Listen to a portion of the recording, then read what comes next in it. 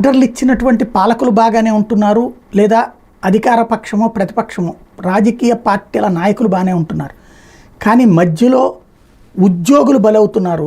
అప్పట్లో ఏవి వెంకటేశ్వరరావు గారు అయితే ఇప్పుడు ముగ్గురు ఐపీఎస్లు, ఇంకా ఆ పైన మరికొంతమందికి దెబ్బలు తగులుతున్నటువంటి నేపథ్యం ఒక ఎత్తు అయితే, చివరికి ఏ స్థాయికి వచ్చిందంటే ఉద్యోగులు దేశాలు విడిచి పారిపోయే పరిస్థితికి. చంద్రబాబు గారి కేసులో అప్పట్లో ఆయన పిఎస్ శ్రీనివాస్ని వేధించేటప్పటికి ఆయన దేశం విడిచి అమెరికా వెళ్ళిపోయి మళ్ళీ చంద్రబాబు గారు పవర్లోకి వచ్చాక వెనక్కి వచ్చి ఆయన మళ్ళీ ఆ సస్పెన్షన్ ఎత్తివేయించుకున్నారు. ఆయన సస్పెన్షన్ కాలానికి జీతము తీసుకున్నారు. అలాగే ఉద్యోగం కొనసాగుతోంది. అలాగే ఇప్పుడు జగన్మోహన్ రెడ్డి హయాంలో వెంకటరెడ్డి దేశం విడిచి ప్రత్యేక నౌకలో వెళ్ళిపోయారు. ప్రత్యేక నౌక కాదు, నౌకాయానం చేసుకుంటూ వెళ్ళిపోయారు.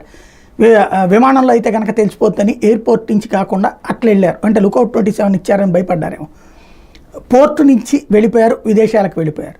అంటే ఇప్పుడు ఈయన మళ్ళీ రేపొద్దున జగన్ వస్తే వెనక్కి వస్తారు, లేకపోతే రారేమో.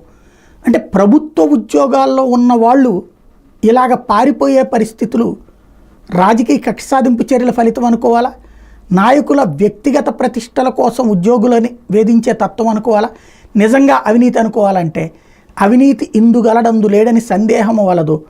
కానీ ఈ అవినీతి మా నాయకులు చేస్తే కరెక్టు, ఎదుటి నాయకులు చేస్తే మాత్రమే తప్పు అనేటటువంటి కార్యకర్తల గణం, దాన్ని సమర్థించుకొచ్చేటువంటి మీడియా గణం, వీటన్నిటి సాక్షిగా కేవలం కాపాడుకునేటటువంటి ధోరణిలో పార్టీలు పనిచేస్తున్నాయి. చివరికి ఒక దందా రాజకీయాలు నడుస్తున్నాయి.